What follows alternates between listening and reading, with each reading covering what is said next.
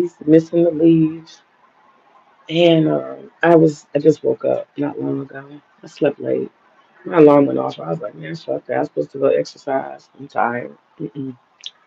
Um, I was running around all day with my daughter yesterday. So anyway, I'm chill. I'm just chill. I'm straight chilling. Chilling. I'm trying not to talk too loud because my voice will carry. Um, anyway, so it has been. Yesterday was wild. I've gotten to the point where I had to like put a lot of stuff on watch later. I am so terrified to like miss anything. It's so much going on. I'm trying hard. It's like so entertaining. Um, it's kind of exciting seeing people get what they give, what they deserve. Um, Candace Owens is tearing MAGA apart. She is splitting the party. She got these people running like crazy. Another thing that happened yesterday was we realized that when you hire podcasters or news people to run stuff like the FBI, you're screwing up. Okay, Dan Bongino is about to step down in January as the deputy, I guess you'd say the second in charge of the FBI. And he was a podcaster. He was supposed to be so tough. He talked all that shit about the deep state, how he's gonna go in and he's gonna da da da da. He built his whole base off of being a strong man. He's against the swamp and all that shit. That motherfucker gets into that position and it ain't been a year and he's running for the hills. He's basically talking about he missed his wife. Man, that's the weakest cuckold ass shit to be saying. That's the reason why you gonna quit the FBI after you talked all that shit for all them years. Nah, bro, you can't deliver on nothing. And what they are realizing is that it's a hot mess. You got this Indian man, Cash Patel, running around, chasing behind his raggedy ass white girlfriend, who's nothing but a honeypot. He's not focused. And the only thing he does is take orders from somebody who nobody knows that tells him what to do, and that's all he do. And he ain't studying. Everything else is falling apart. And the FBI's running its fucking self. And Dan Bongino, he realized this right here. I ain't signed up for this. And word on the street is he's told insiders who know him that this shit right here is so deep and so fucked up. I've seen things I cannot unsee. I don't want no parts of this. Okay. And it kind of reminds me a little bit of what my dad was saying, that you have a lot of different people operating independently and they're doing things that they're not supposed to do. And it's on an as needs to know basis. So it's people running wild and just being vigilantes. And you may not be in a position to have enough information to be able to do anything about it. One example is what is her name? Oh gosh, I forgot her name. But she tried to see if Charlie Kirk, um, his murder, was there any international anybody involved? She was blocked by Cash Patel. She was told, "Girl, go sit down. You're not investigating nothing international." So what is that about, right?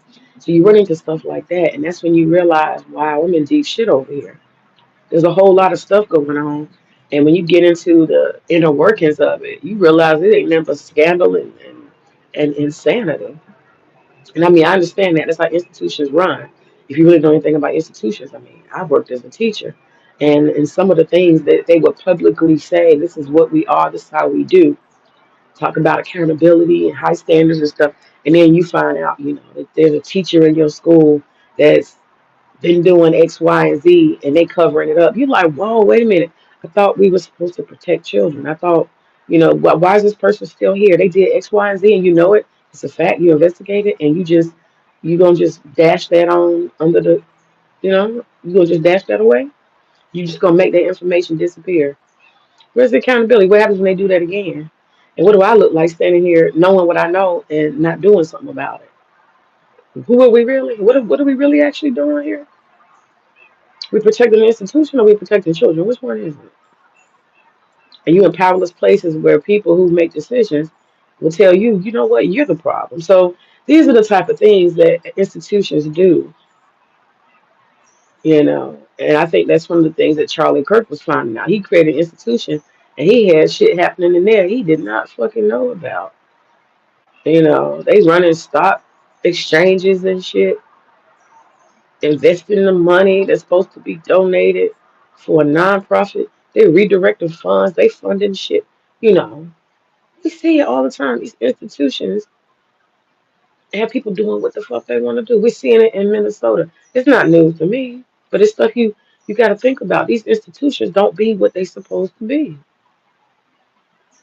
When you get inside, you realize these motherfuckers doing whatever they want to do. You know, whatever. Look at Minnesota. The governor, he's involved. The politicians are involved. They even said the TSA got to be checked out. They saying they got to check out student loans because there are people who are Somali in positions of power handing out student loan money. There are people letting money flow and all kind of shit go, you know, and it's just fraud all over the place. That's what I'm saying. Institutions don't necessarily be what they supposed to be. They got a mission, but they doing something different. You got to know that. You got to know that. But when when you're young or you don't have experiences in life, 19, 20, 21, 22, or you just ain't had, experience in certain things to understand mechanisms, then you just don't know, you know. And that's why I titled this is sometimes people just don't get it. They don't get it and they can't get it. And it's called blind spots. Blind spots. And it's a matter of um, access, you know. Um, I'll give an example. If you have people who worked basic jobs, simple jobs most of their life, they do something redundant. They haven't had a chance to actually be part of an institution over a period of time. They don't know. They don't know. They don't understand that when people write stuff down on paper, that it doesn't mean anything. You have to be there. You have to be part of something sometimes, any kind of institution, to understand that sometimes stuff that's written on paper policies, that shit it doesn't mean anything, you know. And when you're on the outside looking in, they got rules, they got laws. Well, laws and rules and policies apply to those who they decide it applies to when it's convenient. That's just reality. So there's a lot of times that people who don't have these type of experiences, they haven't had an inside look. They can't understand. They can't understand a lot of things. They don't necessarily know how things work. So they're speaking from idealistic places. You understand? And that's the same thing. I'll just give an example. There's a lady, I like her channel. Her name is Lady Boulay. Lady Boulay.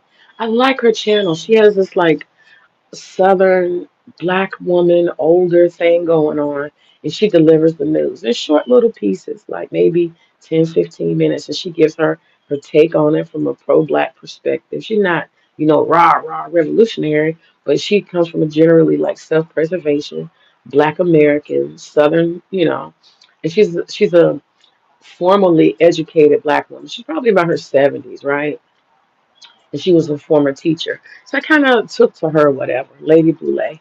And she lives here in Atlanta. She's kind of like she's probably an upper middle class black woman. And she lives here in Atlanta. I've never met her, of course, but she shares that much information as you go.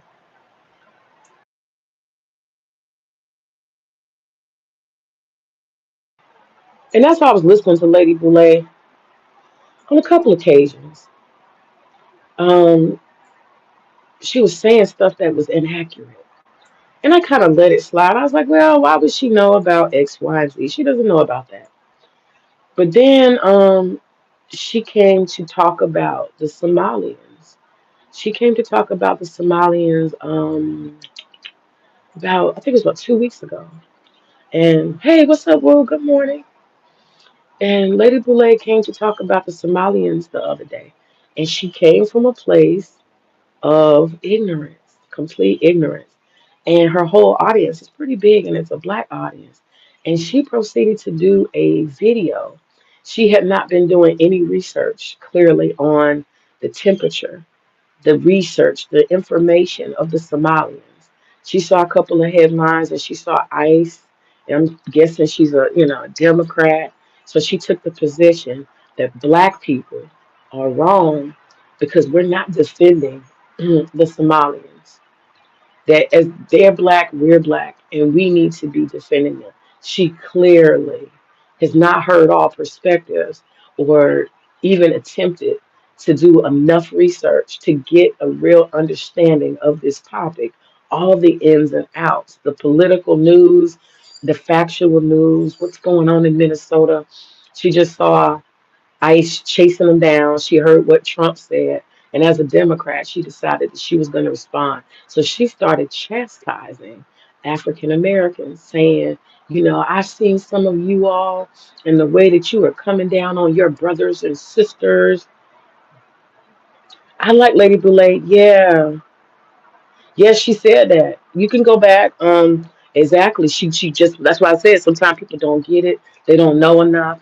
And that's what I'm talking about today. Sometimes you got people that step into conversations and you just gotta know some stuff if you're not really, really up on it, don't bother. Don't address it.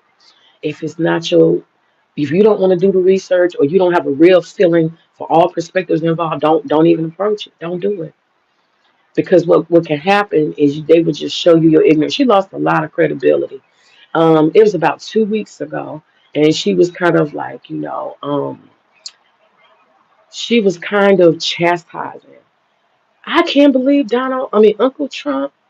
Donald Trump, he said this and he said that, and you should have seen black people. These are our brothers and sisters. We have to stand together against white supremacy. And some. And, she was fussing or whatever. Man, her crowd tore her ass up in the comments. I felt so bad because I know she's an elder. I had a couple of people, I said, dude, come on, man. I said, what you saying is right, but you ain't got to say it like that. She had a lot of people talking about they're going to unsubscribe and this and that, and they were just handing her ass. I have never seen those kind of comments towards her. People lost all respect. They was they was getting in her ass. You hear me? They was getting in her ass. And the reason why was because she did not really realize the impact of what the Somalians had done. She's coming from some idealized world where, we're Pan African and we all care about each other. And she's not looking at the horizon, reality. She's not seeing that no, Somalians have said they are not black. They do not like black people. They don't want to be considered black. Matter of fact, they're not African, they're Arabs. And she's not realizing that they have been trolling Americans and black Americans and saying that you're just jealous of us. And not only that, your land was promised to us and all these type of things. But that's the petty part. But the part that she really didn't get is that they had literally um, conspired to steal from taxpayers. And that's us. That's our money. That's that's that's an insult to us, bringing your third world ass over here. And like all the conditions and all the situations and circumstances that matter, Lady Boulay was not informed. She just was doing this whole ICE is wrong, Donald Trump is wrong, and there's nothing else to it, and we're black and they're black, and we need to just stand by each other. And how dare black people not stand up for Somalis? And we was just like, everybody was like, park the brakes, hold up. And when I say she learned her lesson, she had to do like two more different streams. And then all of a sudden she changed her tune because she did more research. And she realized that all that shit she said, her audience was like, you're uninformed. You clearly don't know X, Y, and Z. They let her know, bitch, you don't need to talk about nothing because you clearly don't know nothing. There's so many perspectives, and she was just out of the damn loop. So it's very important to not speak on something like you have authority or you have something significant to add to the conversation when you just really don't know what the fuck is going on. Best to be quiet. Just best to be quiet. I've seen the same thing happen. Yeah, I wouldn't expect that from her either, Woo, but I think she was just standing on her Democratic Party principles. And what Donald Trump said was wrong. And she saw a couple of videos where black people was coming down on them, and she said This is justification for correction, and boy, they whooped her ass. And them comments was tough. And she had to say it. She was like, I can't believe y'all talk to me like this. They did. They definitely did it.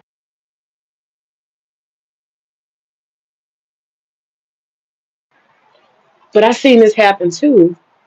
There are people underneath the whole camp. I'm gonna go back to the Somalians in a second. I want to talk about the definition of uncivilized. I want to talk about that.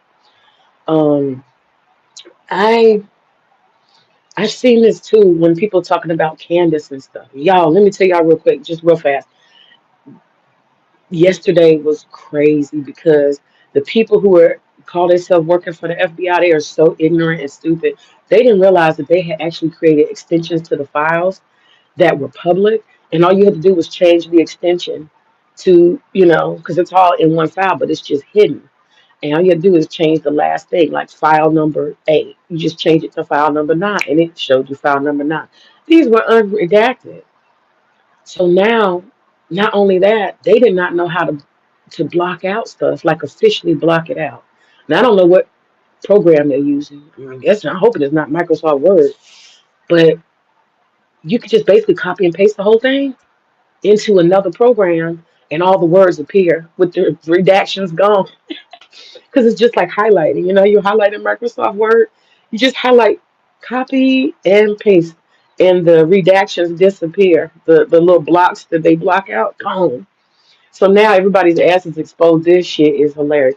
This is what happens when you put people in charge who don't know what the fuck they're doing. Okay? This is what happens. Well, how goofy is that? So now the people they tried to hide are fucking exposed, and everybody's having a whole fuck fest over there. So that was very exciting. Yesterday they start calling names. I said, oh shit, I know somebody about to load a whole bunch of people about to lose their job. This what happen when you hire unqualified people who just don't fucking get it. Anyway, back to the whole thing about the Candace Owens, I'm seeing people get handed their asses because this thing is so serious.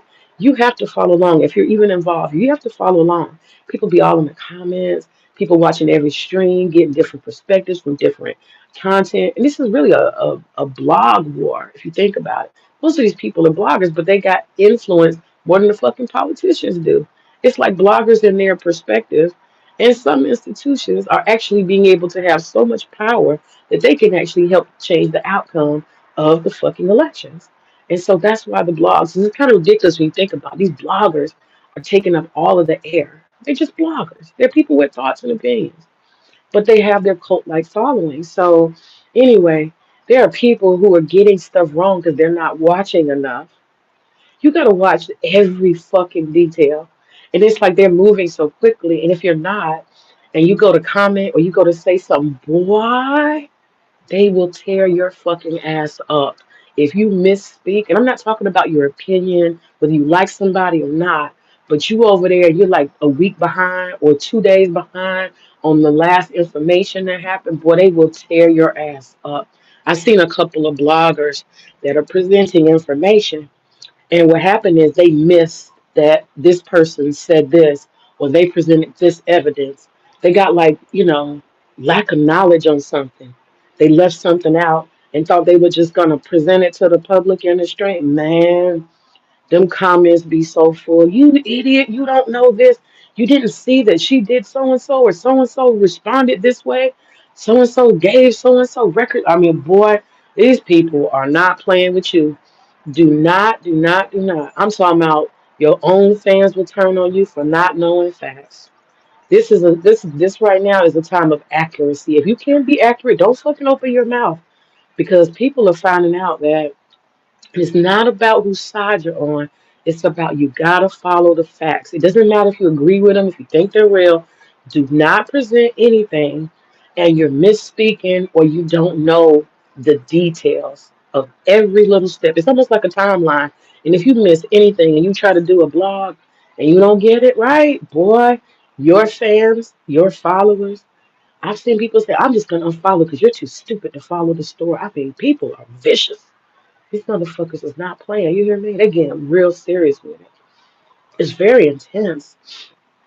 And I missed yesterday and I missed the day before that. I missed a couple of things. I got the highlights, But it's some other stuff I got to go back. So every time I go, watch later, watch later. I be like, man, it's like 15 fucking videos a day to keep up with this shit. But if you miss something, boy, you miss a lot.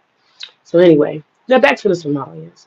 So that's my point. People are getting their ass chewed for not having facts and all the details. Doesn't matter your perspective, you got to get the facts right.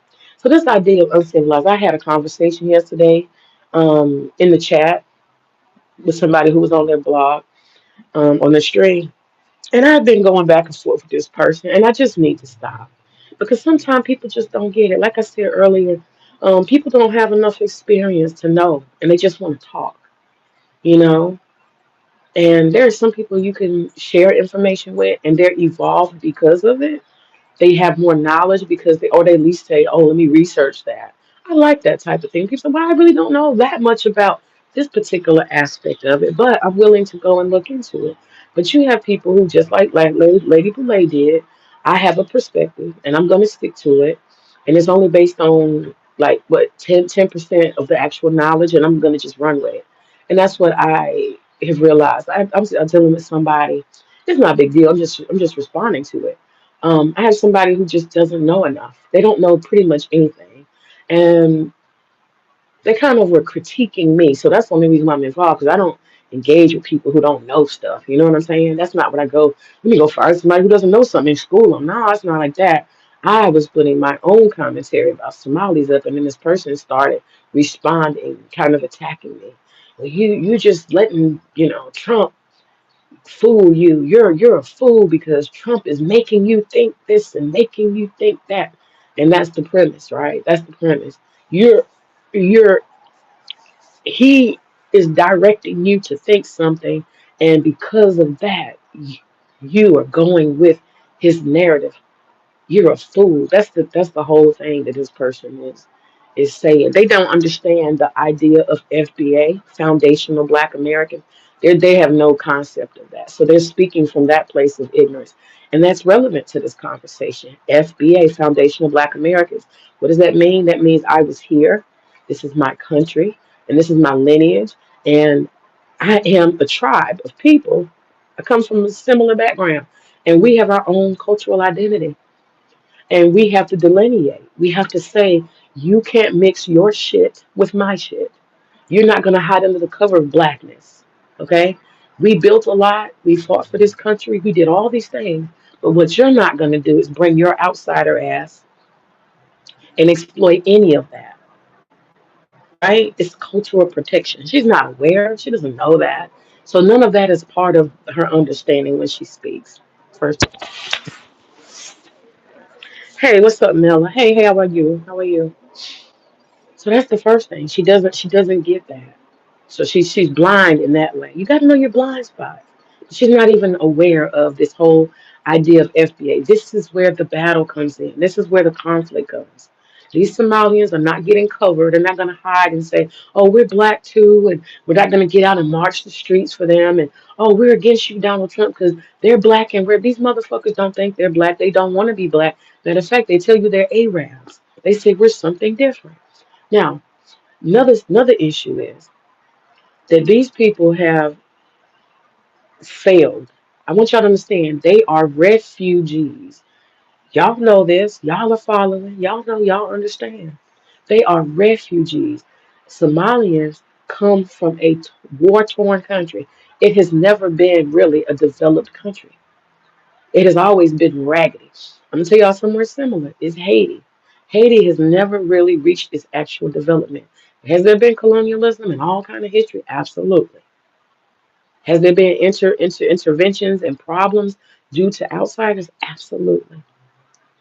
But you come to a point in time, at some point, you have to take accountability for the people and the culture that exists today. You got to take responsibility. You got to. You got to. You understand? You got to. Now, if your people get independence, right, and then you proceed to continue to war and battle warlords and stuff, that's on you. That's on you, boo boo. And if you let the white people come in after you gain independence and wield power, that's on you. You created that. Okay? Same thing with Haiti. Haiti's had its independence for a long time. But what does Haiti do? They baby dock. right? Doc, Baby Doc, and all these other different dictators. They come in, they will power, they do all this crazy shit. You got to take responsibility culturally as a people for that shit y'all got going on. You let these people exist in your country, okay? So Somalia is not alone having all these warlords and going after independence or whatever. You're not alone. But you got to take responsibility. You don't get to just say, oh, we're just victims, you know. But anyway, they use that to come to the United States. They use that to become refugees. And a refugee should be in the most humble position.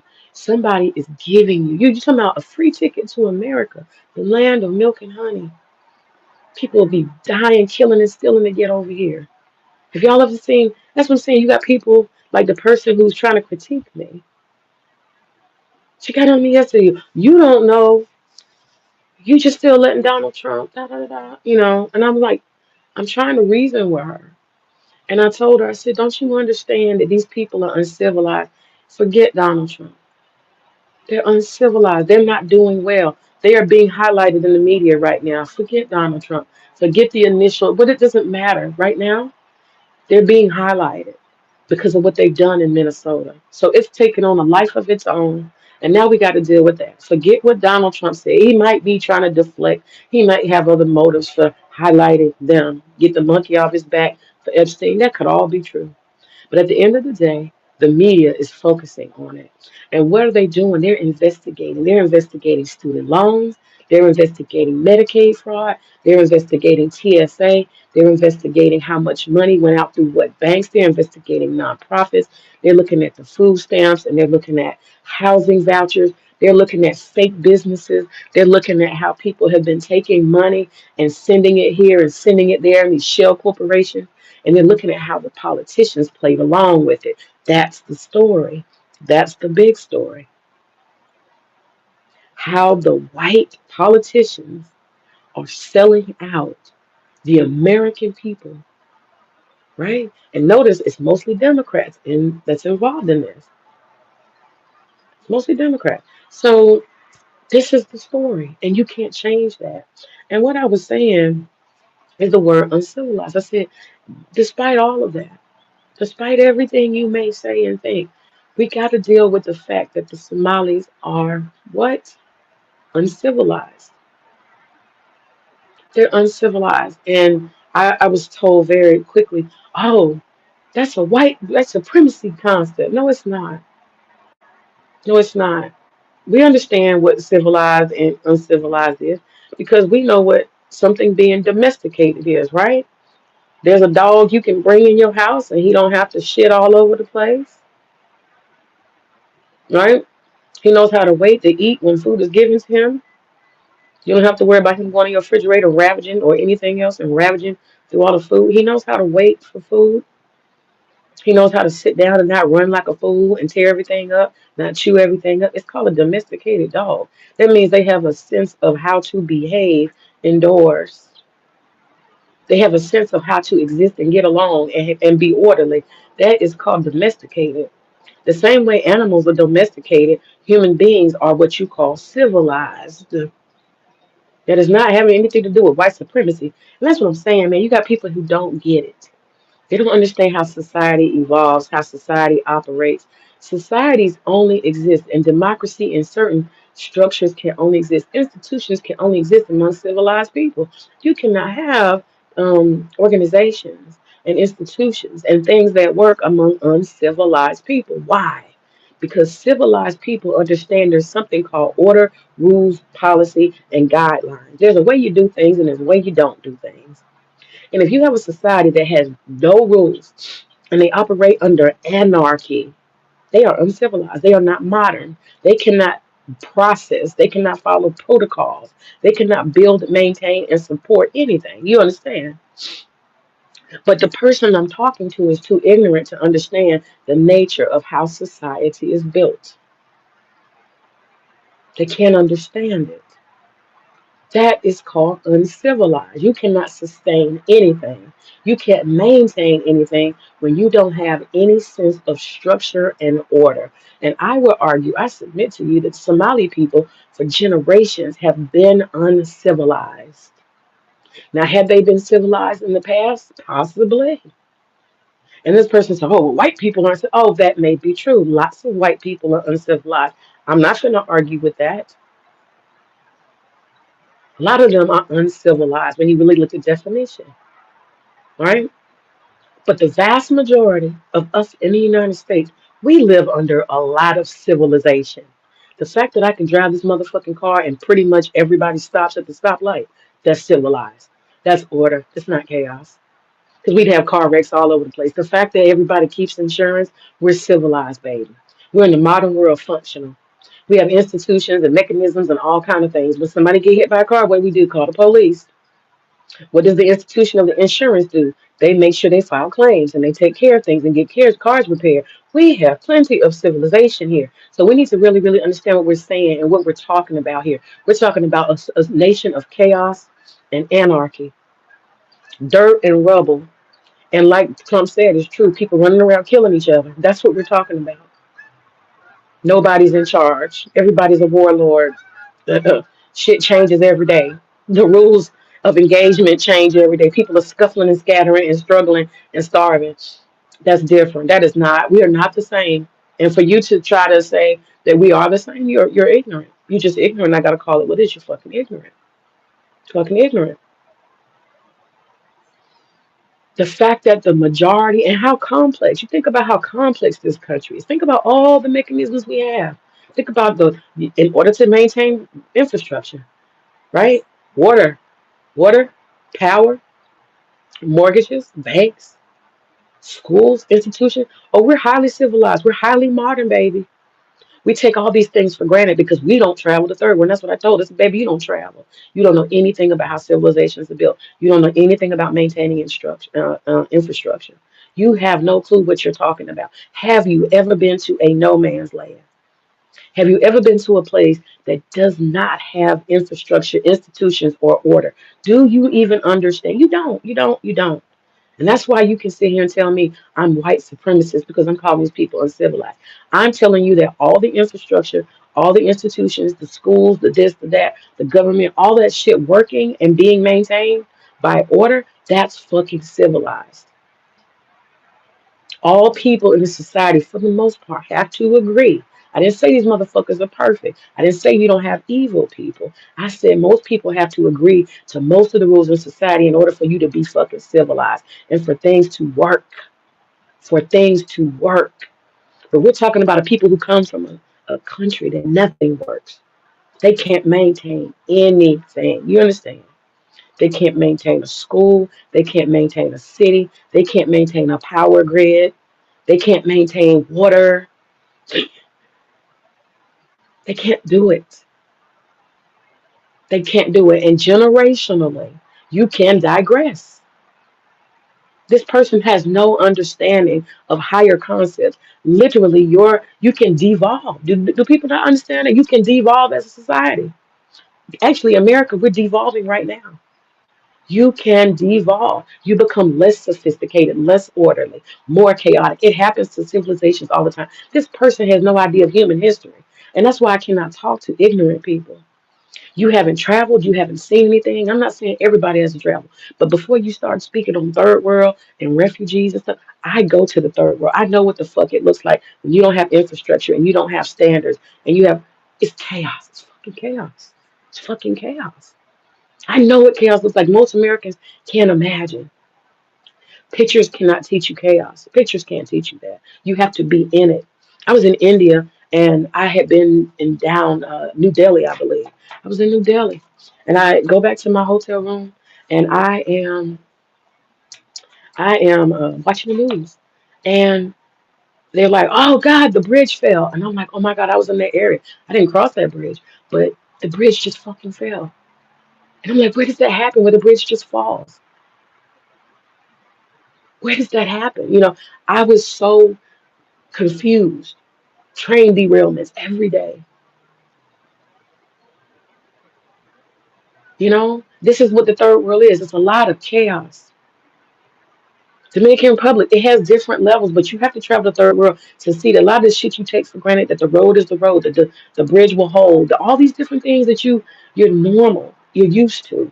It doesn't exist in uncivilized or less civilized and underdeveloped countries. A lot of the norms do not fucking exist. Shit is falling apart. It's not maintained. Or it doesn't exist at all. You got to know what that's like before you can speak on Somalis. You got to understand that. These people come from a place where there's no fucking infrastructure. My point in saying all this, my very first most important point, is when you understand that these people have devolved, they're uncivilized, they're unmodern, they've never had stability, they've lived in chaos and war. Most of them can't read, they haven't been to school, they're uncivilized. So what does that mean? That means when you place them in a country, in countries where there's lots of order, there's lots of control, there's lots of institutions, lots of mechanisms, lots of policies, lots of boundaries. There's a lot of buy-in on what it takes to make this motherfucker work. And these people don't buy into any of that because they're not used to it. Guess what, baby? It's a bad motherfucking fit. It's a bad fit. You cannot move people who are conditioned to chaos into the Western world and think it's going to work out. It's not going to fucking work out. It's not going to fucking work out. And that's what I'm saying. You just can't. Some people don't get it. You can't talk to them. You can't talk to them. They always go with the most easiest common denominator, right? The obvious fucking answer. And when you try to go deeper and explain something else, they don't have the tools to understand in the background. Nothing. They cannot understand what you're saying. They can't even reach those conclusions on their own because they don't know.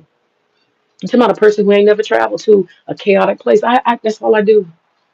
I spent most of my travel time going to chaotic places, third world, undeveloped, walking in danger. I'm a fucking fool, just like my husband. I gotta go through Haiti with guards, baby. I gotta hire 2 guards when I travel Haiti. What does that tell you about the society? What does that tell you? You don't know anything about that because you won't go anywhere. You don't understand that as a black woman, if you walk down the street, you won't make it 2 blocks without guards. You're in a dangerous society because there's chaos. Go to Haiti now. I wouldn't dare. I wouldn't dare. I wouldn't dare go to Haiti. I'm not talking about the Haitian people. I'm talking about Haiti. Go there now and see what happens. You won't make it 1 square block. The beautiful hotel that I stayed in every time I went to Haiti, they burnt that motherfucker down. You understand? They burnt that motherfucker down. It hurt my heart so bad. The Austin Hotel. It hurt my heart so bad. That place is so beautiful, so magical, so special. They burnt that motherfucker down. There is nothing but chaos.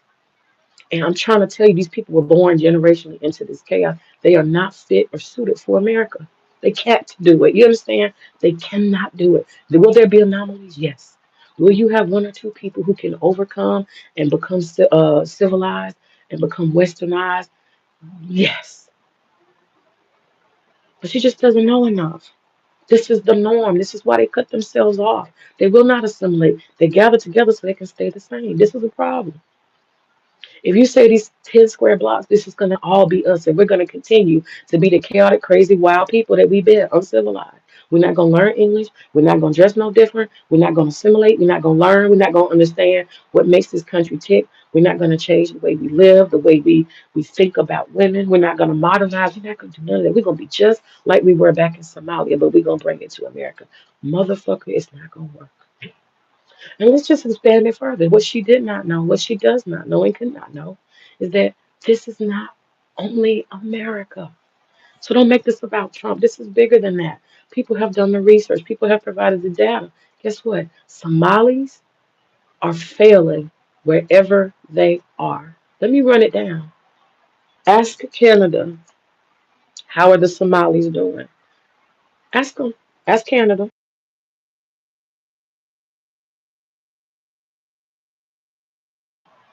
Canada will tell you that crime has increased, that these people are majority on welfare, mostly unemployed, taking advantage of the situation, doing a lot of scams and schemes, that Canada is worse off because the Somalis came.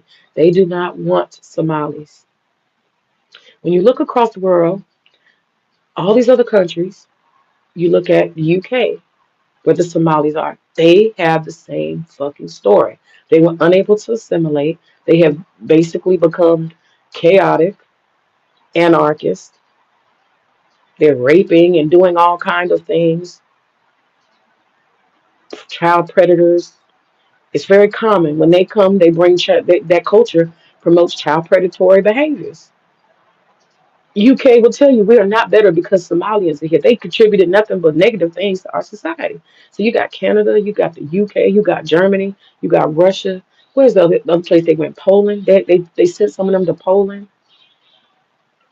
Every single fucking country, when you study the patterns that they have had Somalis in as refugees in large number, they have done the same thing everywhere they go across the world. So what the fuck does that have to do with Donald Trump trying to deflect? All of these countries are trying to push out people who they feel have not contributed to their society. And Somalis, guess what? They did a chart. And I think the Afghans are the only ones, if I'm not mistaken, are next in line. They're first. The Afghans have been the most problematic. And the second most problematic have been the Somalis. Bar none across the whole fucking world, when you do the data, the Somalis are the most backwards Africans in every country that they exist. Argue with that shit. Do you know that? You know what I'm saying? Argue with that. How is it possible that a people, and they're literally given everything, they're given education, they're given jobs, they're given training, they're given free housing, they're given food, they're taught, they got all these programs, how to resettle, how to this, they're given everything to re-civilize them. That's what it is, it's re-civilization. They don't know how to keep a job. They don't know how to report on time. These motherfuckers don't know how to use the bathroom, y'all. I'm gonna get personal about it in a second. But the most important thing is the data shows that wherever Somalis go, they have regressed as a people. They are uncivilized. They are not able to adjust to modern times and all the order that is required in the West. They are constantly devolving. And you put such a people in the most orderly places where all these things are required. It's too much. It's unfair, actually. How did you expect them to adjust to something so opposite of what they come from? How did you expect that to work out? I should even say that in Kenya, next door, Kenya, the Kenyan people hate them. They do not want them. Most East Africans don't like them. What does that say? It's not just the West. The countries they go to, they're unliked because they do not assimilate and they don't do the right shit. Okay, they don't do the right shit. It's kind of like they don't know how. And they don't want to. That's the part. Don't want to. Y'all hear me? Don't want to.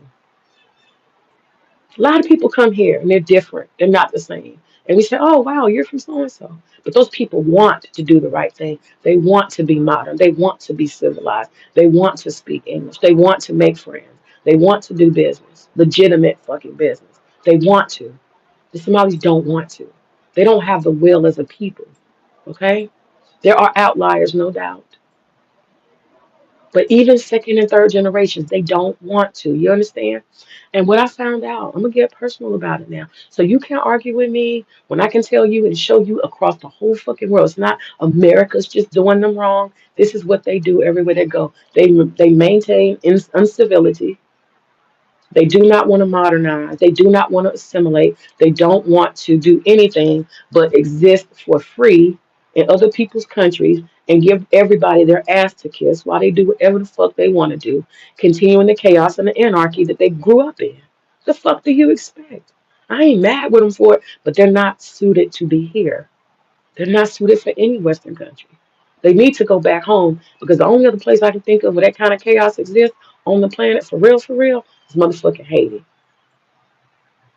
And the Haitians would destroy them people. Okay? Haitians ain't finna play with them. They couldn't even go to Haiti. It's not fair and it's not right. It's not right. You set these people up for failure. And let me say this, that everywhere they exist, they stay on public assistance 75% to 85%. Y'all hear me? 75 to 85% wherever they exist, They stay on welfare programs. They are never able to understand what it is to work, exist, pay bills, and be functional and independent. It's not in them, y'all.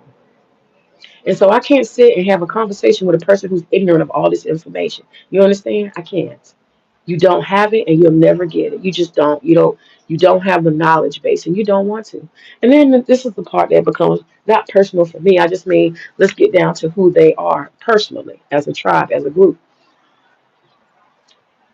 This person I'm trying to explain stuff to does not even understand that when I say uncivil, I'm talking about the way they exist among themselves is uncivilized. And you understand I am a Westerner from the outside looking in. That's a given. But these people, this person's talking about these people, and guess what? Ain't never really known none of them. You ain't never been around no Somalis. So what is your conversation? Your strong, heartfelt convictions. What is it based on? You ain't never been around no motherfucking Somalis. That came out yesterday, so you don't even know any. So you don't know no Somalis really. So you never been around them. You never seen them. You haven't ever been around them in any institutions. You know nothing. So what are you talking about? Why are you opening your mouth? You don't know anything about. You've not seen the people. You don't know anything about them. See what I'm saying? You get people who get a little microphone, they get up and they start talking like they know something. I'm like, see, that's the basis right there. If you ever knew any of them, you'd understand what I mean when I say these motherfuckers are uncivilized. I have a lot of experience with Somalis. This is why I have such a strong feeling about it. I have a lot of engagement with Somalians personally in lots of capacity. Okay, so I'll start off with one thing. This is not new to me. Okay, Donald Trump did not convince me to not like Somalians or think negatively of them. No, he did not. I was about 19, 20 years old, going to college, and my husband, my ex-husband, who was a West African, decided that he was going to pick a apartment complex on the east side on his own. He did not consult me. I think I've told this story before. I'm gonna make it short and make it fast and get to the point.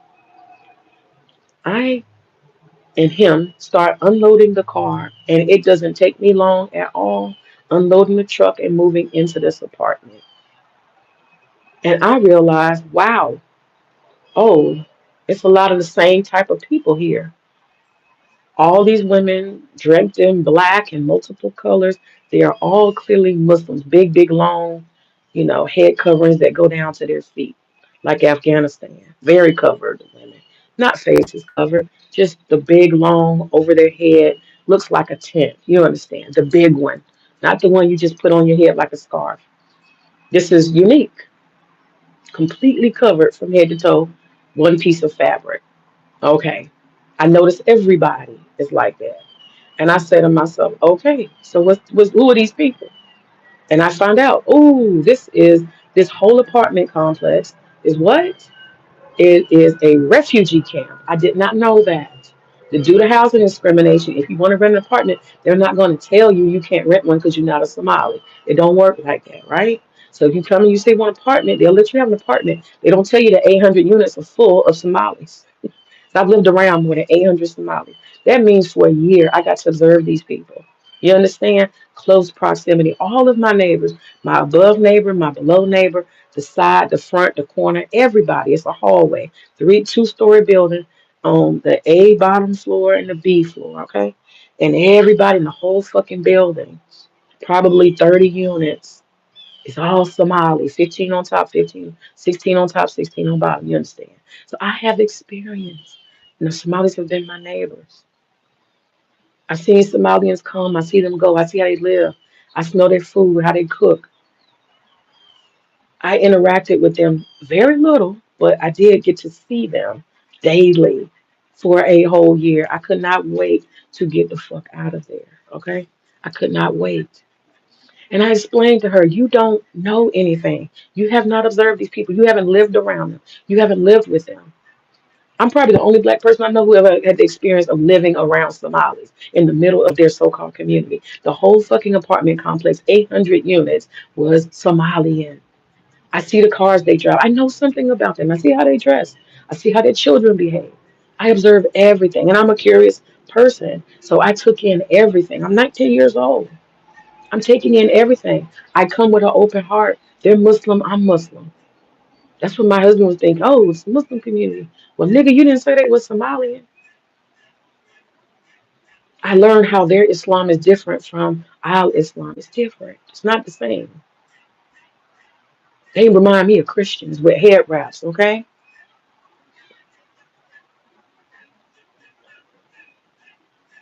They walk around barefoot and they have this black stuff on their feet all the time. This black stuff on their hands and their feet. I observed. So this woman is talking and she doesn't know anything. I know what their fingertips look like. I've watched them put the stuff on and peel it off. It's henna paste. They keep their feet black. Look like they got gangrene. It's supposed to be a beauty thing, right? I know a lot about these people. So how dare you sit your ass up there and act like you know someone? You don't know nothing about these people. I also know about Islam. You don't know about Islam. So it's important for people to really just shut the fuck up when you don't know a lot. And acting like you have a whole bunch of knowledge and you standing on principle, you sound dumb. You just sound ignorant. You don't know anything. So this is the part that's personal. One of the things that I realized when I lived around them, and I'm organically learning this. I don't want y'all to think I had a preconceived notion. I don't come from anywhere where Somalians ever were, and my husband is African, so I'm very open to Africans, right? I'm not as judgmental of Africans because my ex-husband is African, so I'm open. They're Africans, okay? They taught me to dislike them because of the way they behave. They taught me that through observation. I said, "Ooh, this doesn't work. That doesn't work. That's bad. That's not good. That's not civilized." I drew this conclusion living around them that these people are not civilized and they can't be. Okay? So, the first and foremost, living in this apartment complex with them, I've said this before, I'm going to say it again. They have a real problem with women. They have not caught up to modern time and they don't want to. They do not have a good, women don't have a good relationship to womanhood. It's a negative thing. The women sit in the back, okay, of the car, their children. I found that out that women are no more than a child. They don't drive. Now, some of them I'm seeing in Atlanta, some of them are driving. But it was unheard of. A woman did not go anywhere unless she got in the back seat and her husband took her. And that's if he decided. Then women were in seclusion. They stayed in the house. They did not move freely. This is a society you're talking about. Women don't move freely. Men escort them where they want to go if they decide they need to go, and they sit in the back seat. And the children can sit anywhere in the car, but the woman is in the back seat because she's not equal. The women walk behind the man. This is the type of shit. And you don't know stuff like that. That's not going to work in America. It doesn't. It just doesn't work. You can't force people to do assimilation, but the fucking shit doesn't work. It looks crazy. And what does that do to our society over time? You are devolved people and you're existing among evolving people for the most part, civilized people. That shit does not work. It looks crazy. I gotta go deeper. When I was living there, I would see domestic violence. And in their society, among themselves, nobody's calling the police on nobody. Them women getting their asses whooped left and right. It is normal. I would hear the motherfuckers up there rearranging furniture. Somebody sliding across the floor. Boom, boom, boom. These women are heavy. They don't exercise. They're heavy. Most of them 300-400 pounds. Okay. They don't go anywhere. Where they gonna exercise? Gym? What for what? Huh? They're not gonna do that. They're not gonna get in the car and drive to the gym, have a gym membership, the autonomy to actually exercise alone. None of that shit's happening. None of that. These are Somalis. That's what I'm saying. They stay in the house, they cook, they have babies, baby, baby, baby, baby. They got 7, 8, there's no birth control. That shit ain't allowed. I've even, man, in my OGBYN, I see the women come in, they're like a statue. They sit down, the wait the receptionist is talking to them, she's saying, um, 'cause I was going to OBGYN over there. That's what I'm saying. Even I've seen them in a gynecological situation. And this shit is insane. It's insane because they will not assimilate. So now you got OBGYN, look, on Medicaid, that they got to actually deal with this shit. I'm going to get to the coochie in a second. I'm going to get to that in a second. Okay? But these motherfuckers come in, it's a man. My husband ain't never, not none of my husbands have taken me to the OBGYN. I drive myself. I answer my own questions. I fill out my own fucking forms. I go back there by myself and I take care of my coochie. You understand? I have the autonomy. Well, it doesn't work like that for Somalis. So the woman comes walking in behind the man. She goes and sits down immediately. The receptionist is like, "Excuse me, ma'am, what do you need?" The man is like, "I'm here." And then the woman is looking like, the receptionist is like, "Okay."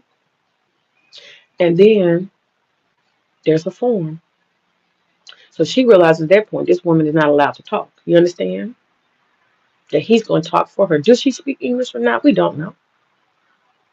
But he's talking for her. He's standing up there with his ass, with his light bulb head. Okay. He takes the paper and he's going and sitting next to her. He does not hand her the paper, let her fill her own shit out. Can she read or write? Who will fucking know? Can she speak English? Who will ever fucking know? Silence. Fucking silence. He proceeds to fill out her form. I fill out those forms for myself. So I know they ask you stuff like, when was your last period? When was this? When was that? This motherfucker don't say a word to her. He don't ask her nothing about her body. That's what I'm saying. Don't fucking talk to me when you don't know anything about Somali. Shut the fuck up. Shut the fuck up. I've seen them in gynecological situations. They don't even have enough agency as women to fill out their own fucking forms or answer about their own fucking bodies. You understand? And she doesn't have the autonomy to say, you know what, can I get some birth control? No, because he's there. She's not going to get no pills. She's not going to ask, can I get sterilized now? I got 8 kids. I don't want no more. No, that's not an option. That's what I'm saying. These motherfuckers are uncivilized. They guard the women's wounds even when they go to the fucking gynecologist. They don't give the woman enough space to just drop her ass off and let her go in and handle her business. They're going to fill out her forms. They're going to talk for her. When the doctor asks her something or say something to her, I'm guaranteeing he's standing right there telling the doctor what it is and what it ain't. And she don't get to say a motherfucking word. Do you call that civilized? Hmm? We need more of that in America. What are we going to do with that in America? Hmm? All them taxpayer dollar too now. All of that on the taxpayer dollar. All of that. Then we're gonna go to the womb. Do you know that when the gynecologists deal with these Somali women, they gotta deal with some weird shit? Let me tell you why it's weird. Because the Somalians 100%, 100% they say. 100% they say. They do something called FGM, genital mutilation.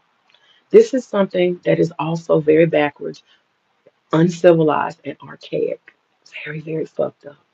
Let me just say it and get it over with. They cut off when you are 6, 7 years old as a girl. The women and the men agree that you are unclean if you don't have a Barbie looking, I say Barbie, I'm talking about the Barbie doll. If you don't have a Barbie looking coochie. Understand? Your coochie have to look like a Barbie. What do I mean by that? Look at the Barbie. I had a Barbie doll. It's flat, ain't it? It's flat. It's flat. So what they do to women is when you're 6 or 7 years old, without much anesthesia at all, they proceed to hold you down. Group of people hold you down. It's not circumcision. Not circumcision. Don't let them fool you. That's not what that is. They have many, many girls bleed out, bleed to death, die. You're unclean if you don't have your outer coochie lips, your inner coochie lips, and your clitoris, and any remaining flesh or meat chopped all the fuck the way off. You understand? They take the skin that's left after they gut all the meat, flesh out, and they proceed to sew it up flat. They sew it up flat so you don't have any sensation. So the rest of your life, you will never have sexual pleasure. Matter of fact, they do this and they sew up everything to a tiny, tiny, tiny hole, which makes it so that you can only pee, right, down through that. The pee has to drip across the cutout flesh, which causes lots of infections. So they have a lot of ugly coochies because there's a lot of infection involved in this whole healing process. Really, really uncivilized. And so every time when you have this surgery that you go to pee, oh, it's terrible. Imagine that urine just burning open flesh. They torture women. They torture women as a lifestyle.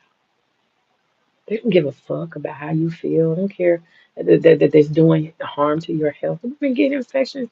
They have chronic issues.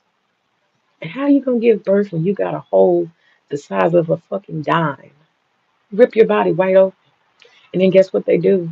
They sew it right back up. These are very uncivilized people. This is the type of shit they do. And when a woman proceeds to have sex, yeah, it's fucked up because that little dime sized hole is being forced and pushed and pulled and bleeding and y'all, it ain't nothing nice. And this is what they think is supposed to be a woman's cross to bear. Uncivilized. Do we need that? Are they doing that here? Isn't that against the law? You see what I'm saying? You bring in uncivilized people here and you create these same problems. Well, about a month ago in Somalia, they tried to pass a law in their Congress, legislatively, that said that they were outlawing anybody who wants to marry girls who are 9, 10, 11 years old. They literally had a revolt across that country. They have this particular video where they're showing this man, he's crying. He's like 80 years old. He's crying and he's screaming, "No, you can't do this to us and our culture," right? Those people revolted against the right to marry 9, 10, 11-year-old girls. So much so that they reversed the motherfucking law. These are the same people that are in America. These are the same people in Canada. These are the same people in UK. You telling me they don't do that here? You telling me you think that's a daughter? That's a fucking kid?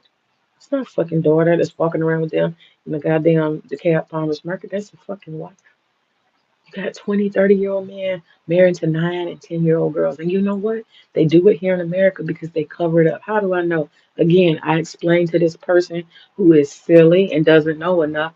I said, I am a witness of this child. I'm talking about real child exploitation through marriage, forced marriage. This is the type of shit they're on.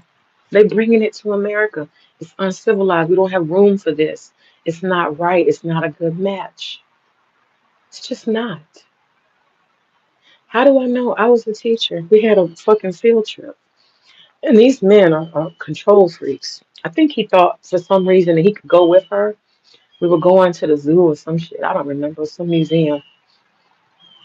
And we got these international kids. We got a lot of Somalis at the school. The ones that speak the most English they can be in the regular classroom, you know. And they have a push-in teacher that helps support their language. But there's some kids that are so new to America that they are actually in a self-contained classroom because they don't speak any English. But anyway, we're all together, and one of my friends, she only taught Somali classes, all Somali. She's an ESOL teacher. So she shared everything with me. I know a lot about Somalis. I know about them in institutions. I lived around them. You know what I'm saying? You just can't always think that you know everything and that you have some authority. You know nothing. As a teacher, I taught Somali kids. When I lived in that apartment complex, let me just say that again. Some of the stuff I saw, the way they would throw trash and maggots and stuff, they're not civilized. They just throw the stuff outside in the hallway. Don't do that. You can't even teach them that, hey, that's nasty, that's maggots. The place is smelling. The hallways was always smelling because people just leave food, leave stuff, just dump it outside in the hallway of the apartment complex. And then I would hear the women getting beat, and it's something in the society that they're good with it. They don't have a problem. I've seen women be talking and a man just slapped the shit out of them. That's why they don't never damn talk. If you notice, you see them bitches don't talk. They start talking publicly or lift their voice too much, you just slap the shit out of them, and it don't even mean nothing. This is how they carry on. I lived around them. I know. Beating and slapping women is something you just do whenever you feel like it. It ain't nothing to think about. It ain't nothing. And inside your household, you can wear that bitch out for an hour if you feel like it. And I saw that. I heard that. You know. And I used to want to call the police. And my husband told me, he said, that's how them people are. Ain't nothing for you to do. That's hard to live around that. It's hard. The neighbor across the street, you know what I'm saying, across the hall, different place, you just hear some woman howling and you hear some man yelling and he whooping her ass. That shit's hard to live around. And not to mention the motherfucking roaches. Roaches every goddamn where. Nothing they can do about it because these people don't know how to clean up. They don't. They don't own a vacuum cleaner. They don't know what a vacuum cleaner is. They got plastic furniture, not sofas, you know? They got folding chairs and shit in it for furniture. People don't got mattresses. A lot of them just have like a pad on the ground or some fabric. They lay on the ground. They got children living in the living room on a pad. You know, this idea of a bedroom and a headboard and a dresser, it's just not real. These people are not used to anything. I just can't. I can't even explain it because it's so much. But anyway, back to the school. I had to teach Somali kids, and it was a struggle for teaching Somali kids because particularly the boys, they do not respect teachers like female teachers. So they were unteachable in the schools. And what happened is they just shut down. They don't want to learn from a female. They don't want you to tell them anything. They don't want you to correct them in anything. You said call the authorities for any observed injustice. Girl, you wasting your time because the man gonna come to the door if you call the police, and he gonna say you don't know what you're talking about. Plus, she don't speak English, and she wouldn't dare. Ain't nothing gonna happen. That's what my ex-husband told me. Don't bother. Don't worry. Mind your business. They used to it. It's not a big deal. I was like, wow. I don't like these people. I don't like these people. And they have what you call forced marriages too. They force marriages.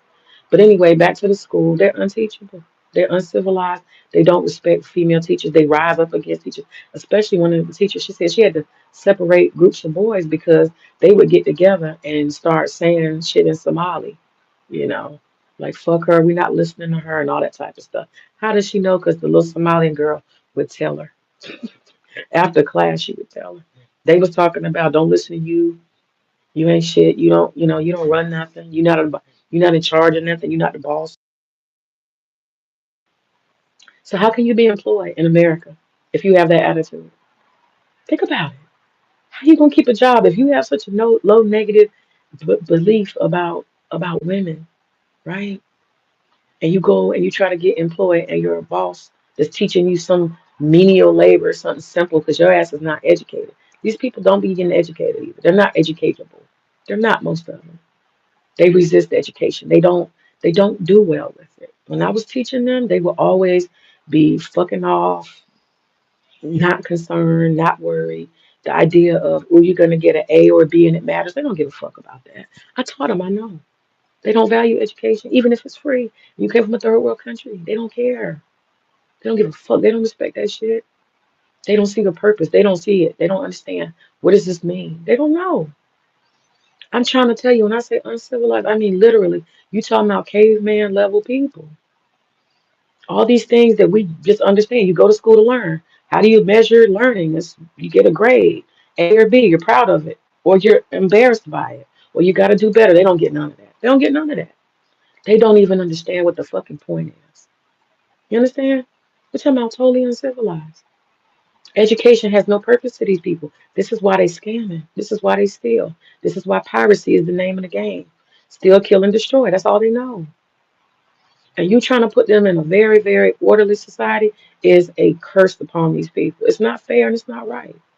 They need to go back where they came from. They're not doing well in any Western or civilized country they try to come to. They are not going to assimilate. They continue fucking children.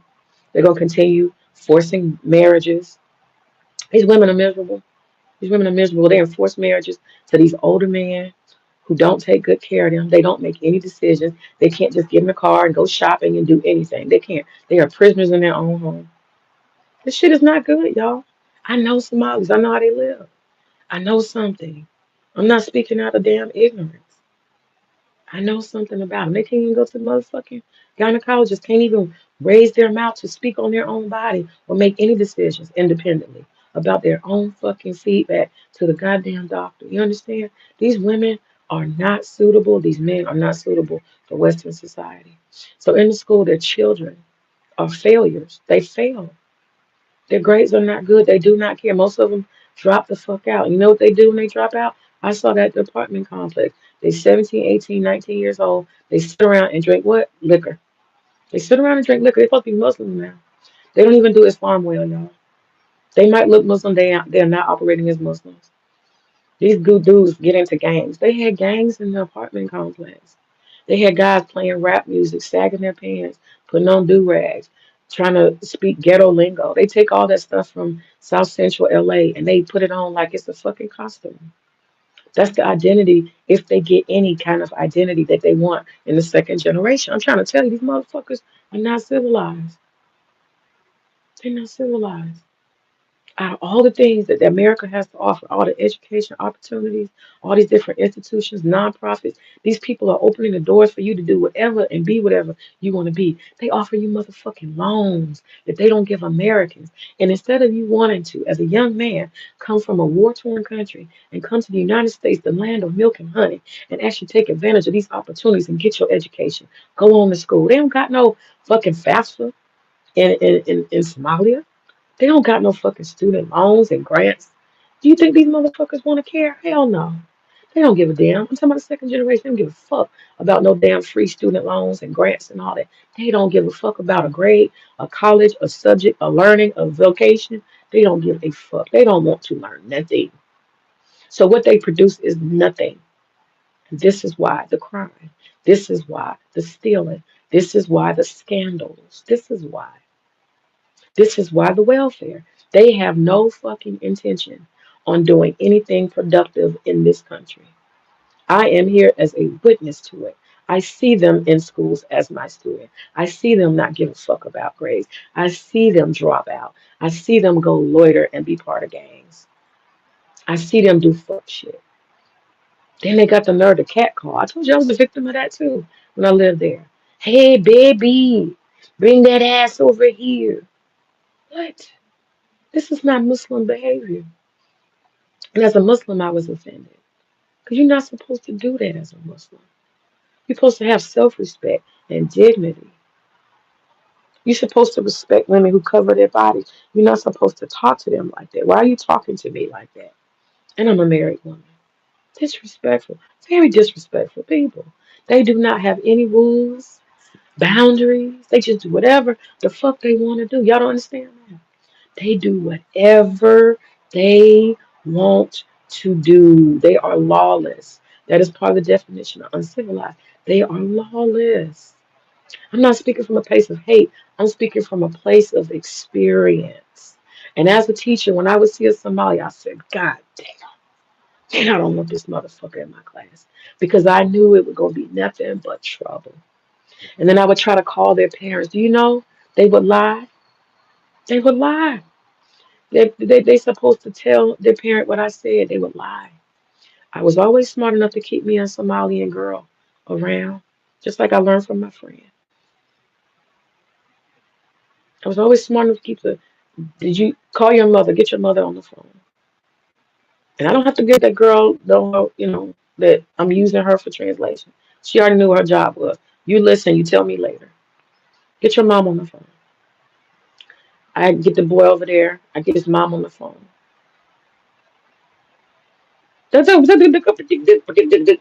Tell your mom I need a conference with her. I got the girl listening. After class, I said, did he tell his mama what I said? What did he say? He ain't said nothing about Miss Freeman wants a conference with you. She wants to get in contact with your dad. If she would like the dad's number, can you please come to the school tomorrow? None of that. Mm-mm. He lying. He lying to my face. He's lying to his mama. I don't know what he said to her. It wasn't Miss Freeman needs a conference and she needs connection and y'all need to come up to the school because we have a problem. None of that. Mm-mm. So there's no accountability. Ain't nobody can do nothing about it. So that's what I'm saying. They do whatever they want to do. They have no fear. They live in chaos and uncivility. Can't even hold them accountable. And I had this one boy that I did finally get his father. His father had a cell phone listed in the system. And I had his dad. That boy was cutting. Y'all listen. That motherfucker was so bad. He was so fucking bad. And one of the things he used to do is he'd be like, oh, I'm so sorry. He's very manipulative. I'm so sorry, Miss Freeman. I swear, I'm so sorry. I'm so sorry. He'd turn around and do it again and again and again. And I just got to the point. I said, okay, this motherfucker ain't this damn dumb. This is his hustle. He understands that with women, teachers, all you got to do is say you're sorry. And we'd be like, okay, don't do it again. But he would do it again and again. He got so ridiculous with it. And I finally said, enough is enough. I see the little smiles and he coming after class. I'm so sorry. He was smarter than the other ones instead of just being goddamn, defiant. He learned to manipulate. And I said, that's okay. I got on that phone and I called his dad because I was tired of him. I was tired of it. I was tired of him disrupting my class. He made me feel drained. Them Somalian kids are no fucking good in school. They don't come there to learn. They come to disrupt. Second generation. Okay? They don't know nothing of war. But whatever they are at home, that shit do not translate into normal American behavior at fucking school. Okay? Check out his dad. Man, his dad came up there. I told his dad, and I mean, ooh wee, that boy was standing there. He had tears coming out of his fucking face. He started trembling and shaking. His dad said something to him in Somali. I don't know what the fuck his dad said. And this is an anomaly. This is me getting an actual father involved. Okay? And when I looked the way he was looking, I had never seen that boy have a smart mouth and all that. He wasn't acting. He was terrified. I almost felt like I might need to call the Child Protective Services. This man is about to do something to this boy when he get home. And I don't know. I ain't never seen them beat their children. So I don't know what that looks like. I have no idea. But that boy was terrified. I mean, he was so humble and broken. He was shaking and shit, crying and shaking. I never seen an American kid act like that. I said, God bless him. I don't know what. And when he came back the next day, I swear for God, y'all, if I even looked at him wrong, that motherfucker would start shaking. And I told him, you know what? I don't like what you're doing. I'm gonna call you. No, no, Miss Freeman. I mean, he would lose all of his bravado. As soon as I say I'm gonna need to give a call to you, because some kids slip up, they try you. And I maintained it because as soon as I said that, his eyes would fill with tears. I said, God damn, what is his daddy doing? Because I ain't never seen that shit in my life.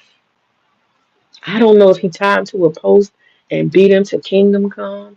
I don't know what he did to that boy. But that boy was not acting. Them tears was flowing. He didn't give a fuck who saw him. And that's how I know it was real. Because he would cry when I mentioned that I'm going to call your dad. He would cry in front of him. He'd be shaking and shit. It'd take him a minute to recuperate. I said, God damn, what your daddy doing to you? Fuck, well, it's working. Because before that, that motherfucker was hell on wheels, baby. It was hell on wheels. Hey, creative, what's going on? I'm talking about these goddamn Somalians. So when it comes to institutions, and they discourage the women, let me say that too. This is another reason why they're uncivilized. They discourage the women. Not only do you cut their coochie off, and you deny them any access to their own gynecological health, they can't drive, they got to sit in the back. You beat their ass, you make their decisions, they can't work, they can't this, they can't that. You understand? Not only just that, and you have arranged marriage. Oh, let me mention this. If you are a 10-year-old girl and you do not want to get married and you think you're bold enough because you're in America to tell your family, your parents, I'm not getting married, I don't want to get married. You put up any resistance at all. Do you guys know what they call it? They do honor killings. Somalians do honor killings. That means if you don't conform to what they believe is the right way, the Islamic way, and you put up any resistance, you're done. Women are disposable. They will get together, choke you out, and get rid of you. And nobody's going to say a word. Y'all know that happens a lot. But the societies, these closed societies, your ass disappear. You think they're going to call the police? You think they're going to tell anybody? This is why it's dangerous for them to be here. They do honor killings. And it is honorable to keep your mouth shut. If a 10-year-old girl resists and says, I don't want to get married, I'm not doing that, I'm going to tell the police or anything like that. Next thing you know, motherfucking get choked out, wrapped up in a carpet, and your ass fucking disappear, and everybody act like you never existed. This is the type of shit these motherfuckers are civilized. Y'all think I'm playing, but you got big mouth that sit up there. It's just Donald Trump making you say all these. No, it's not. I got personal experience. I've seen them in institutions. I lived around them for years. I know what they're like. I know how they throw trash. I know how they live nasty. They don't conform. They co-sign real fucked up shit. Child marriages, child exploitation. There's these men, they may have a couple of wives and they be so distant.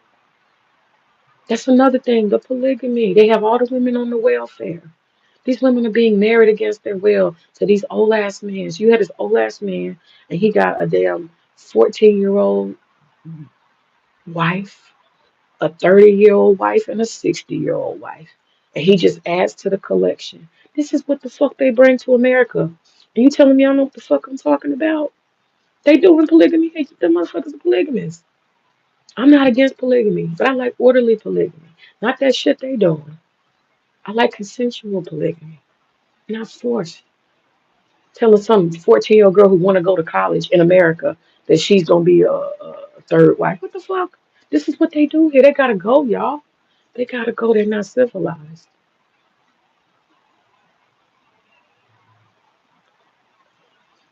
And I do believe that eventually there'll be a class of them. There will be a class of them that rises above and assimilates, but they're gonna stay far away from their original colony here in the United States. I'm sure of it. I'm sure of it. They ain't gonna want no parts of it.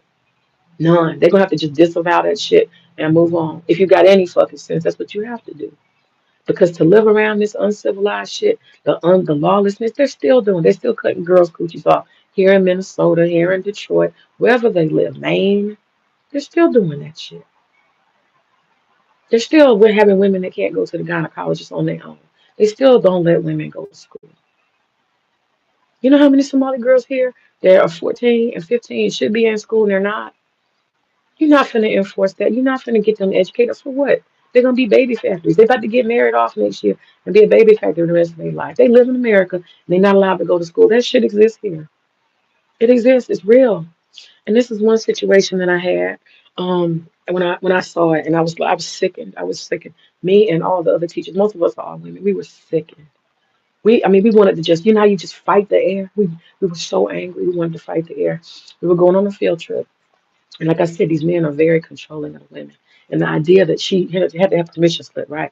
And a lot of times they be the guardian. She's 14, 15. They're the guardian, the husband guardian. Okay.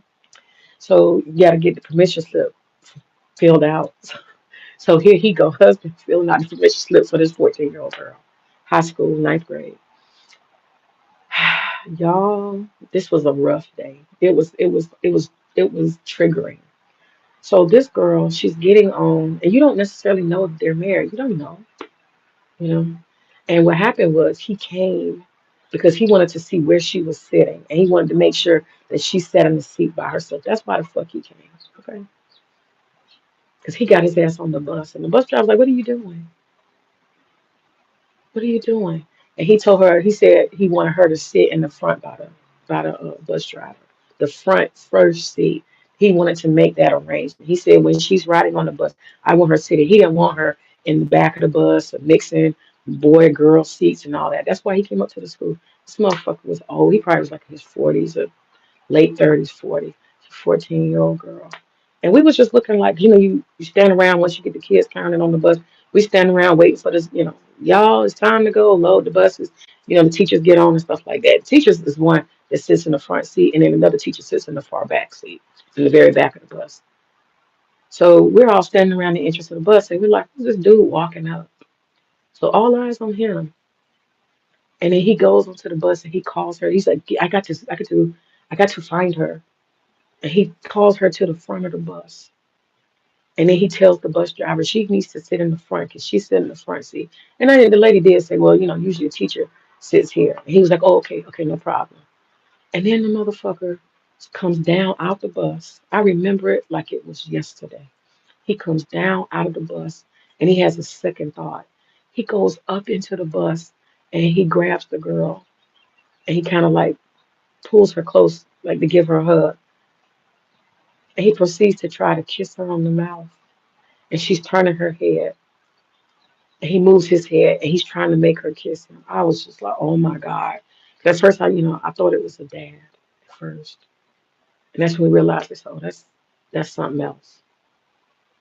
We were outraged. I cannot tell you how outraged we were. Not only was he publicly, unashamedly married to a 14-year-old girl, what are we to do? He's publicly, I don't know if that was his ego. He was like, I don't know if these males will be around her or whatever. And I want to make sure that I let these males who are her age know that she's mine in this way. That's why he was trying to force the kiss. And she was turning her head. I don't know if that's because she didn't want her teachers to see. I don't know if that's because she was embarrassed. I don't know if that's because she hates him. I don't know. But she was so humiliated. And I remember she just sat in there and she just put her head down and she was just looking at the ground. And we just watched about the top of her hijab just looking down at the ground, her little forehead. And I mean, man, oh my God, I just, ooh wee. You know how stuff you just say, I don't know how that's gonna work out. I don't know how that's gonna work out. I saw everything I need to see. This is why I say they're uncivilized. Me, all of us black teachers, women, we, oh my God. Ooh, that ruined our day. That ruined our week. We were so fucking just, we were done. We were fucking done. The helplessness. Report to who? That's her society. That's her community. That's how they get down. You can tell that's a forced marriage. You can tell. And he probably gonna take her out of school. And so I wouldn't be surprised if he withdrew that girl a week later. She wasn't in my class. I wouldn't be surprised. The insecurity, the sense of need to control. You gonna bring your ass up here to make sure she sit where you want her to sit on the motherfucking bus? Are you serious? Man, I was disgusted. I'm trying to tell you, these motherfuckers are uncivilized. I know, I have seen it. All of that. They can't work. They can't assimilate. You talking about men who hate women so much. What do you think they're gonna do if they go on a job and and the fucking woman that's gotta train them or their boss is a female? I don't care how menial the fucking job is. What are they gonna do? They're not gonna last. They're gonna get fired. Okay? That's why they're unemployable. Because they can't even give women the most basic respect. They can't even conform to that. That's why they don't want to work on a job. Because guess what? Women are a big percentage of the workforce. So you're going to have to deal with females who have a particular position of power. And you're going to have to collaborate and cooperate. They not finna do that shit. The men would rather not work. They have to assimilate and actually get along with women. They think women are something you put in the back of the seat, something you dominate, not something you listen to and communicate with like a human being. Like I said, the women say too much, too loud. They get slapped in front of everybody. I seen it, and I seen it. Okay? And it ain't even nothing they think about. Bop, that's it. She get hit in the mouth and she shut up. It's simple. That's normal. That's why you'll see them smiling. They don't say shit. Even when you ask them something, they don't say shit. They be looking around for permission to speak. That shit crazy. That shit crazy. Ain't it, Jay? I'm talking about uncivilized. They don't got no motherfucking business in the United States of America or any other developed Western modern country. They don't got no, these people are barbarians. They don't have any sense of order. Even in Atlanta, these motherfuckers can't drive. Have y'all seen them drive? Have you seen a Somali drive? Them motherfuckers can't.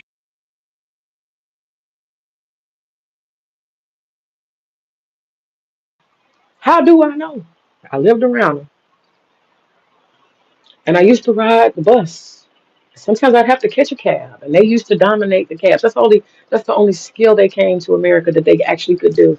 They had a Somalian cab company, and they used to work the MARTA bus. I mean the MARTA train station. They used to work the MARTA train station. They'll be lined up, standing around, cackling, mostly real passive people. They're not hard workers at all. That's an easy job. You stand around for an hour till some train comes. There's enough people to get off. You get out of line, take the person, and come back and stand and sit all day. That's what they pretty much did, stand and sit in the taxi line in front of train stations. They don't do no hard work. They don't have no high skill sets. I never seen it. And I tell you what, them the damn Jamaicans and Caribbeans, um, Comcast, Bell South, phone companies, infrastructure. Them Caribbeans, they work hard. You see them putting all kind of, cable lines and this, that. That's what mostly, you got a lot of Caribbeans. Uh, I live in an area, Stone Mountain. Stone Mountain is known high Caribbean population. All my neighbors, for the most part, have been Caribbean. Harry was Caribbean, he's from Jamaica. My other neighbor, she's from Jamaica, and the lady down the street, she's Jamaican. And these people, they're Haitian. Got a lot of Caribbean people. I'm surrounded by Caribbean people, but they're Caribbean people who have assimilated, and we're better in America for it. We're better in America for it. Locally, Jamaicans, Caribbeans, they contribute. Dominicans, they contribute to the culture. They are perfect for America. Never had no problems. None. They speak English. They got good sense. They're ambitious. They become part of institutions. They move up in institutions. They become managers and directors. They train people. You could barely even tell sometimes they're Caribbean. Unless they want you to know. Caribbeans are good for America. Jamaicans especially, they bring a lifeblood. The music, the restaurants, all I would love to say all of this is black owned, but half of it's Jamaican, if I'd be honest. Half of these stores and shit, it's not all black people, it's Jamaican. Matter of fact, the guy who I go get my meat from, Jamaican guy. I get my bread. I love that damn bread they got, you know? Jamaican. We got Caribbean Festival. The Caribbeans come and they assimilate. They still they self. They live among us. They're our neighbors. They're good people. The Haitian neighbors, they're good people. They have families. The kids go to school with our kids. We all live together in harmony. These are Caribbean people. They civilized people. They're good for America. I love them. West African people, same thing. They're civilized. They come here, they learn, they do better. They say, oh, I didn't do things that way, but now I do things this way. I'm doing it the American way. And I'm not saying America's right. Keep your culture, keep yourself.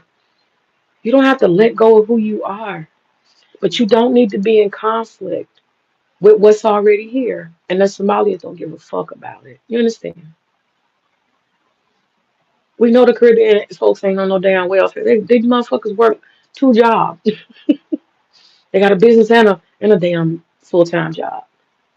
You gotta tell Caribbean people, hey, go sit your ass down. You don't need to work that hard. Why you work so goddamn hard?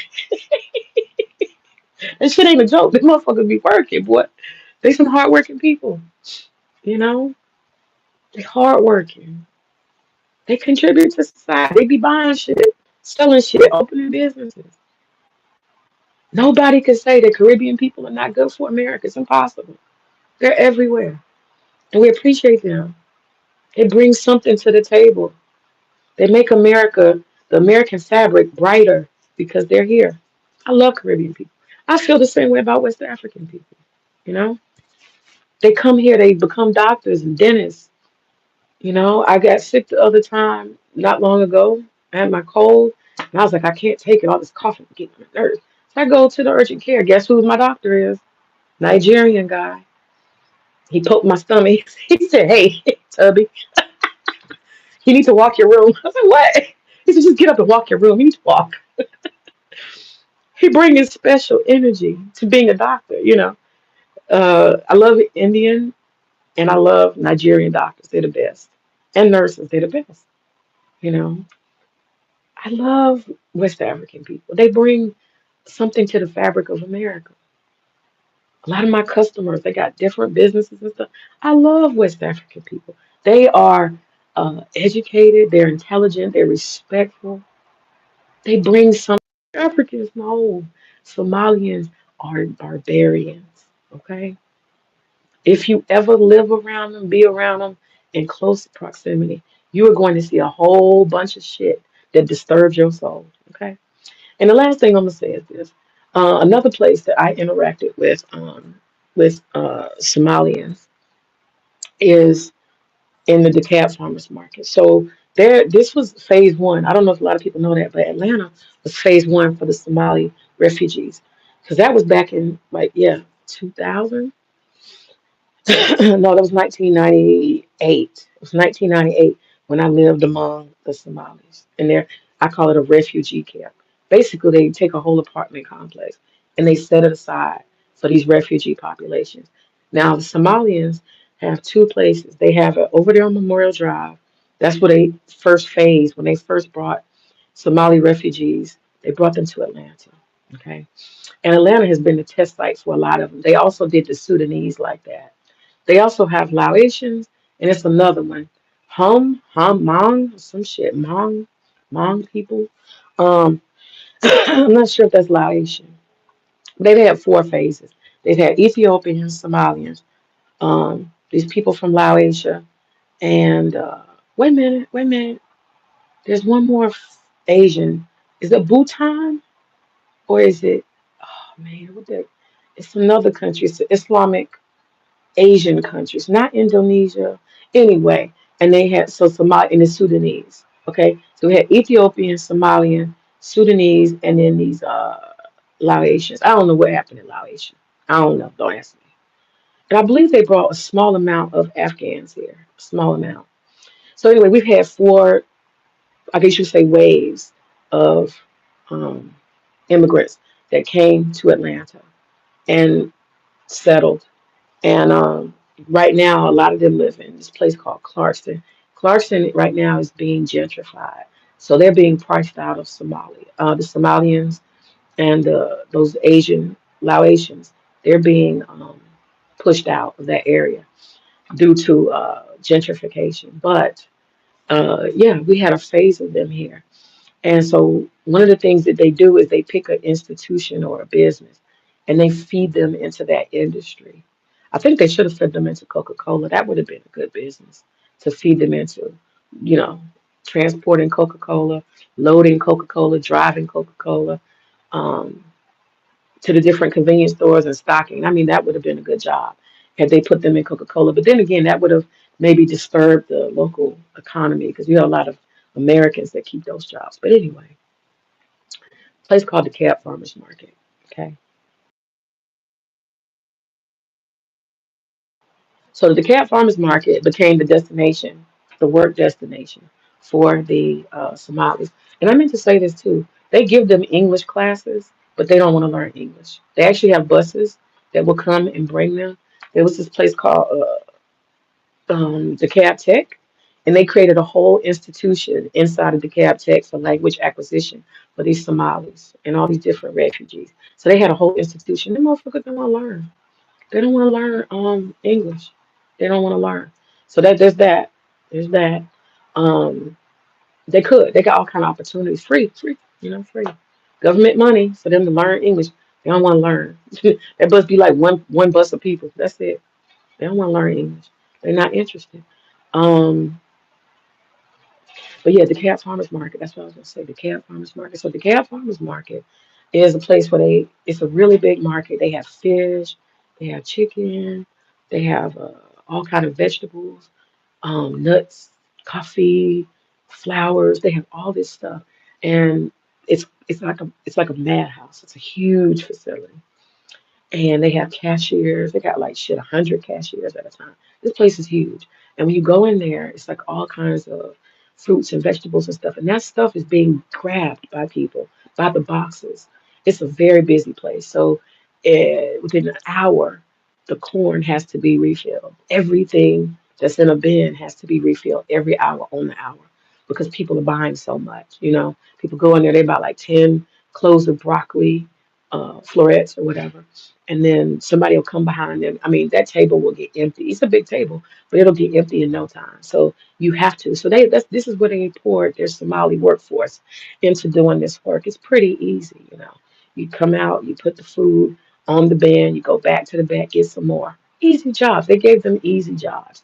They let them be cashiers as well. They had to train them because some of them didn't know how to count American money and give change accurately. So they had to do a lot of training. But this is like ground zero for all the Somalis, where you can be guaranteed a job. And they've been there for 20, 30 years, all of these Somalis. Guaranteed labor. And it caters to them and their language issues. But so that's how I interact with Somalis as well. So I just want to say that I have had lots of experiences with them in my job capacity with their children. I lived around them, and living around them, you see them in the grocery stores, you see them how they move. I actually have a lot of experience with Somalis, and I continue to go to the DeKalb Farmers Market, and so that's where I interact with them. They're always the cashier. They're always the person. The whole place is staffed by only Somalis. You won't see anybody else other than Somalis work there. The whole goddamn place is all Somalis. The person cutting your fish, getting your chicken, refilling the vegetables, grinding your coffee, all Somalis. Every single person is Somali. So I have plenty of experience with them. And I go to the DeKalb Farmers Market. In general, those people, from what I can tell, have been somewhat, just on the basic level, able to maintain employment. And most of them are older, though. None of them are young. The girls who do the flowers are young, but most of them are older Somalis that came here a long time ago. You don't see any young Somalis working there. But other than the flower girls, it's about they usually keep about 5 girls that work in the flower section, and they do some beautiful flowers. My wedding, I got flowers from them. Somali girls made my flowers for my wedding. So they can be taught, but I just don't think that they collectively are good for America.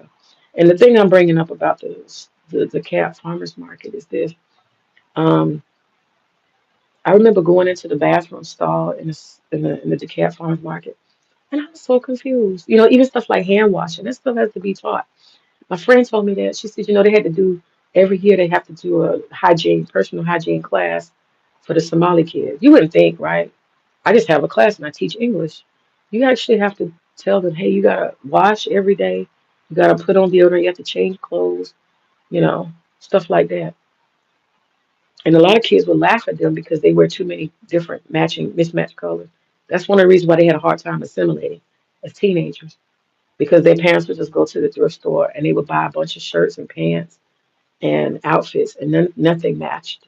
So they'll have like a black and white polka dot shirt, and they'll have like striped green and yellow pants on. They don't match. They don't know anything about matching clothes. You see a shirt and put a shirt on. You see pants, put pants on. And so they have like 5 different fabrics and shit on at the same time, and it makes it hard to assimilate because they look strange. And that made it hard for them to assimilate. Don't have a sense of fashion. So all these things matter. Because it makes the American kids pick at them. The fuck you got on, nigga? What the fuck you got on, nigga? Who dressed you?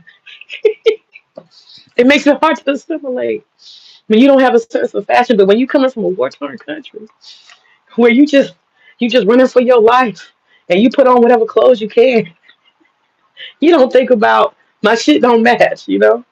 They wear all brand, wearing shoes with no socks, all kind of shit, man. It's hell. It's hell. It's hell to drop a uncivilized third world person into the modern society. That shit ain't right. It's not fair. But yeah, so in the bathroom of the DeKalb Farmers Market, in the bathroom, if you turn around in the stall and you look on the door, it has 2 signs. One sign is about hand washing. There are no words. There are no words because people don't speak what English. There are no words. There are no words.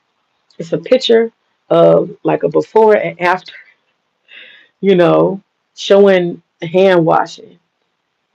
I'm like, wow. I know the health department does require you to have something that says all employees must wash hands, but they actually have to put a sign up to remind people who do not speak English or recognize words writing. They got to put pictures up, and that caught my attention a long time ago. And then the second part is the other picture. I'm gonna take a picture of when I go back to the cab. Matter of fact, I'm gonna go to the cab market and I'm gonna show y'all the Somalis. I'm gonna show y'all, and I'm gonna show y'all the bathrooms. And one of the things that happened at the cab farmers market is they kept having you go in a stall and the stall don't have no seat. You're like, what the fuck going on?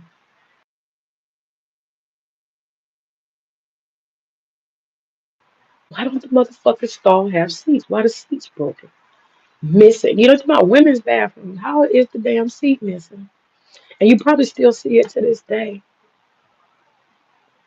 But a lot of Americans decided they didn't want to use the bathrooms because the bathrooms was kind of dirty, if I'm honest. They were not up to American standard. Um, a lot of people don't like to use the bathrooms there because they just don't feel like the upkeep, the level, and that's the part, the devolving of the society. So if Somalis have no high hygiene standards, and they're the managers too there, then they don't know that maybe you should keep the bathroom smelling good, and maybe you should have somebody mopping and cleaning regularly. I know about that because the Atlanta Hartsfield Airport, they actually have an attendant that stays in the bathroom, okay, in most of the bathrooms. And every four people that go in the stall, they go clean that motherfucker. Because we have high expectations when it comes to cleanliness, right?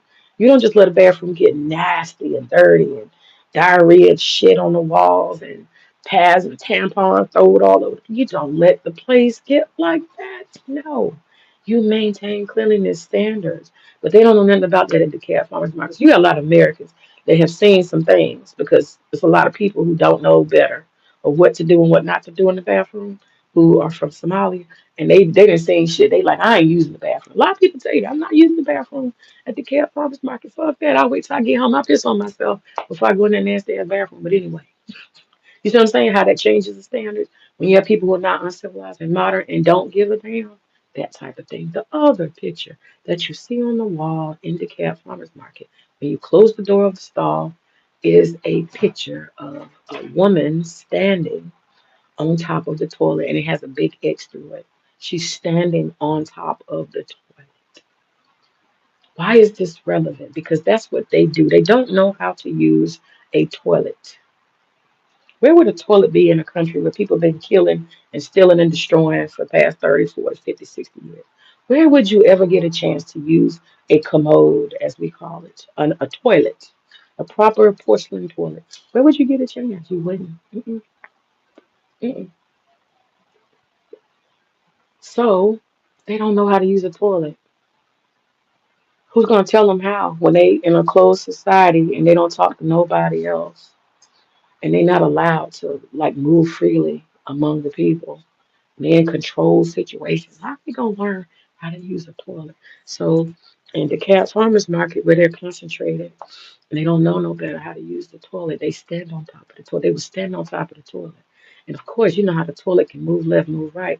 Well, you slip a little bit and move, bam, bam, bam. The toilets have been, the stalls have literally been repaired over and over. People have knocked over the stalls. Yeah, yeah, yeah, that kind of shit.